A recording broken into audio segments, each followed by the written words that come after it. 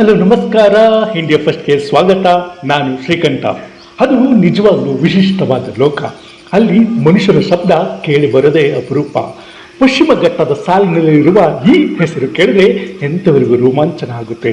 ಹೆಸರಿನಷ್ಟೇ ಅಂದವಾಗಿರುವ ಹುಲಿ ಆವಾಸ ಸ್ಥಾನವಾಗಿರುವ ಕರ್ನಾಟಕದ ಅತಿ ದೊಡ್ಡ ಕಾಡುಗಳಲ್ಲಿ ಒಂದಾಗಿರುವ ಆ ಪ್ರದೇಶದಲ್ಲಿ ಸಂಚರಿಸೋದು ಅಂದ್ರೆ ಒಂಥರ ಖುಷಿ ಜೊತೆಗೆ ಹೆಮ್ಮೆಯೇ ಆಗುತ್ತೆ. ಇದು ನಮ್ಮ ಕರ್ನಾಟಕದಲ್ಲಿ ಇರೋದಾ, ಅದು ನಮ್ಮ ಎಚ್ ಡಿ ಕೋಟೆ ವ್ಯಾಪ್ತಿಗೂ ಸೇರುತ್ತಾ ಅನಿಸುತ್ತೆ. ಅದ್ರ ಬಗ್ಗೆ ಹೇಳ್ತಾ ಹೋದ್ರೆ ಮುಗಿಯೋದೇ ಇಲ್ಲ. ಆ ಕಾಡಲ್ಲಿ ಪ್ರಯಾಣ ಬೆಳೆಸೋದು ಅಂದ್ರೆ ನಿಜಕ್ಕೂ ಮೈ ನೆವರೇರಿಸುತ್ತೆ. ಅಷ್ಟಕ್ಕೂ ಆ ಕಾಡು ಯಾವುದು, ಅದರ ವಿಶೇಷತೆ ಏನು, ನಾವ್ಯಾಕೆ ಹೆಮ್ಮೆ ಪಡಬೇಕು, ಎಚ್ ಡಿ ಕೋಟೆ ಅಂದ್ರೆ ಸುಮ್ಮನೆನಾ, ಈ ಎಲ್ಲದರ ಬಗ್ಗೆ ಮಾಹಿತಿ ನೀಡ್ತೀವಿ. ಅದಕ್ಕೂ ಮುನ್ನ ನಮ್ಮ ಚಾನೆಲ್ನ ಸಬ್ಸ್ಕ್ರೈಬ್ ಮಾಡಿ, ಒಂದು ಲೈಕ್ ಕೊಟ್ಟು ವಿಡಿಯೋ ಶೇರ್ ಮಾಡಿ. ವೀಕ್ಷಕರೇ, ನಾಗರಹೊಳೆ ಈ ಹೆಸರು ಯಾರು ತಾನೇ ಕೇಳಿರಲ್ಲ ಹೇಳಿ. ಅದರಲ್ಲೂ ನಮ್ಮ ಎಚ್ ಡಿ ಕೋಟೆ ತಾಲೂಕಿನವ್ರಿಗೆ ಈ ಹೆಸರು ಕೇಳಬೇಕಾ? ನೋಡ್ಕೊಂಡೇ ಬಂದಿರ್ತಾರೆ. ಆದ್ರೂ ಇರಲಿ, ನೋಡ್ದನೆ ಇರೋರು, ನೋಡಲು ಹಾತೊರಿತಿರುವವರು ಜಾಸ್ತಿ ಕ್ಯೂರಿಯಾಸಿಟಿ ಬೇಡ. ಬನ್ನಿ, ನಾವು ನೀವು ಒಟ್ಟುಗೂಡಿ ಒಂದಷ್ಟು ನಿಮಿಷಗಳ ಕಾಲ ನಾಗರಹೊಳೆ ಕಾಡಿನಲ್ಲಿ ಸುತ್ತಾಡಿಕೊಂಡು ಬರೋಣ. ಅದ್ರ ಬಗ್ಗೆ ಒಂದಷ್ಟು ಮಾಹಿತಿ ತಿಳಿದುಕೊಳ್ಳೋಣ.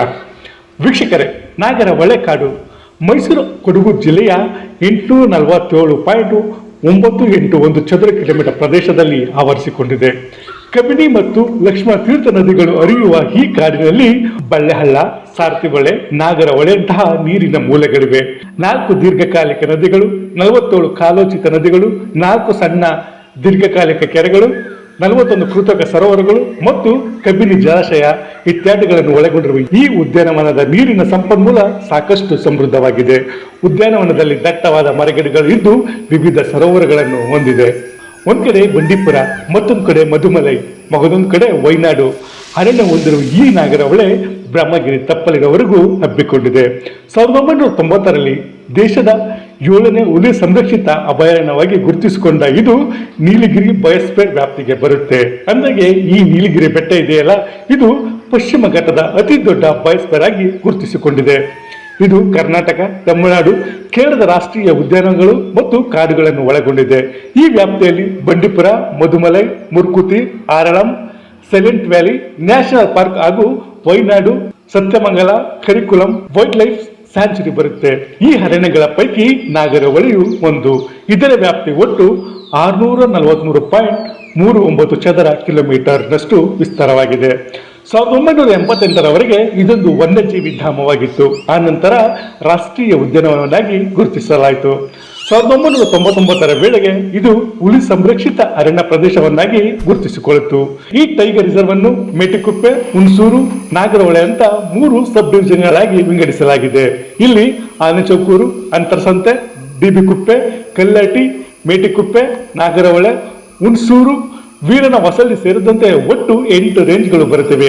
ಹೀಗೆ ವಿಸ್ತಾರವಾಗಿ ಅಡ್ಡಿಕೊಂಡಿರುವ ಈ ಕಾಡಿನಲ್ಲಿ ಆಗಾಗ್ಗೆ ಹುಲಿಯ ಗರ್ಜನೆ ಕೇಳಿ ಬರುತ್ತೆ. ಅದರ ಜೊತೆಗೆ ಆನೆ, ಚಿರತೆ, ಕಾಡುಕೋಣ, ವೈಲ್ಡ್ ಡಾಗ್ ಸೇರಿದಂತೆ ವನ್ಯ ಪ್ರಾಣಿಗಳಿಗೆ ಈ ಕಾಡು ಆಶ್ರಯ ಕೊಟ್ಟಿದೆ. ಈ ಪ್ರಾಣಿಗಳ ಜೊತೆಗೆ ಈ ಕಾಡಿನಲ್ಲಿ 270ಕ್ಕೂ ಹೆಚ್ಚು ಬಗೆಯ ಪಕ್ಷಿಗಳ ಚಿಲಿಪಿಲಿ ಕೂಡ ಇಲ್ಲಿ ಕೇಳಿ ಬರುತ್ತೆ. ಹಾಗೇನೆ ಅತ್ಯುತ್ತಮವಾದ ಶ್ರೀಗಂಧ, ತೇಗ, ಹೊನ್ನೆ ಮರಗಳು ಕಾಡಿನ ಹಸಿರನ್ನು ಮತ್ತಷ್ಟು ಹೆಚ್ಚು ಮಾಡುತ್ತಾ ಬರ್ತಿವೆ. ಈ ನಾಗರಹೊಳೆ ಮೈಸೂರು ಅರಸರ ಕಾಲದಲ್ಲಿ, ಹೈದರ್ ಮತ್ತು ಟಿಪ್ಪು ಕಾಲದಲ್ಲಿ ಮತ್ತು ಮತ್ತೆ ಬಂದ ಮೈಸೂರು ಅರಸರ ಕಾಲದಲ್ಲಿ ರಾಜರು ಬೇಟೆಯಾಡುವ ಕಾಡು ಇದಾಗಿತ್ತು. ಶತಮಾನದ ಕಾಲದಿಂದಲೂ ಕೂಡ ಕಾಡು ಕಾಡುಗಳು ಹೆಚ್ಚಾಗಿರೋದ್ರಿಂದ ರಾಜರ ಮೋಸ್ಟು ಮಸ್ತಿ ಬೇಟೆಗೆ ಇದು ಬಳಕೆಯಾಗಿತ್ತು. ಹಾಗೆ ಇಲ್ಲಿ ಬೆಳೆಯುತ್ತಿದ್ದ ಶ್ರೀಗಂಧದ ಮರಗಳು ಮೈಸೂರು ಸಂಸ್ಥಾನಕ್ಕೆ ಆದಾಯವನ್ನು ತಂದುಕೊಡ್ತಿತ್ತು. ಹೀಗಾಗಿ ನಾಗರಹೊಳೆ ವನ್ಯಜೀವ ಧಾಮದ ಜೊತೆಗೆ ಆರ್ಥಿಕವಾಗಿ ಮೂಲವಾಗಿಯೂ ಬಳಕೆಯಾಗುತ್ತಿತ್ತು. ಈ ಕಾಡಿನಲ್ಲಿ ಸಾಕಷ್ಟು ಜನವಸತಿ ಕೂಡ ಇದೆ. ಅದರಲ್ಲಿ ಜೇನು ಕುರುಬರು, ಕೊರಗರು ಅತಿ ಹೆಚ್ಚಿನ ಸಂಖ್ಯೆಯಲ್ಲಿ ಇದ್ದಾರೆ. ಹಾಗಾದ್ರೆ ನಾಗರಹೊಳೆ ಹೆಸರು ಯಾಕೆ ಬಂತು ಅಂತೀರಾ? ಅದನ್ನೇ ಹೇಳ್ತೀವಿ ಕೇಳಿ. ವೀಕ್ಷಕರೇ, ಇದಕ್ಕೇನು ದೊಡ್ಡ ಇತಿಹಾಸ ಇಲ್ಲ. ನಾಗ ಮತ್ತು ಹೊಳೆ ಪದಗಳ ಸಂಯೋಜನೆ ಬಂದಿದೆ ಅಂತಾರೆ. ನಾಗ ಎಂದರೆ ಹಾವು ಮತ್ತು ಹೊಳೆ ಎಂದರೆ ನದಿ ಅಥವಾ ಹೊಳೆ ಎಂದರ್ಥ.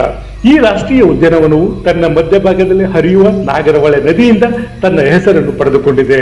ವೀಕ್ಷಕರೇ, ದೇಶ ಹಾಗೂ ರಾಜ್ಯದಲ್ಲಿರುವ ಅರಣ್ಯ ಸಂಪತ್ತನ್ನು ಕಾಪಾಡಿಕೊಳ್ಳೋದಕ್ಕೆ ಅವತ್ತಿಂದ ಸಾಕಷ್ಟು ಪ್ರಯತ್ನಗಳು ನಡೀತಲೇ ಇವೆ. ಇವತ್ತಿಗೂ ಕೂಡ ಅದು ಮುಂದುವರಿಯುತ್ತಿದೆ. ಅದರ ಫಲವಾಗಿ ಹುಲಿಗಳು ಹೆಚ್ಚಾಗಿ ಹೊಂದಿರುವ ರಾಜ್ಯಗಳ ಪಟ್ಟಿಯಲ್ಲಿ ಕರ್ನಾಟಕ ಮೊದಲ ಸ್ಥಾನ ಪಡೆದುಕೊಂಡಿದೆ.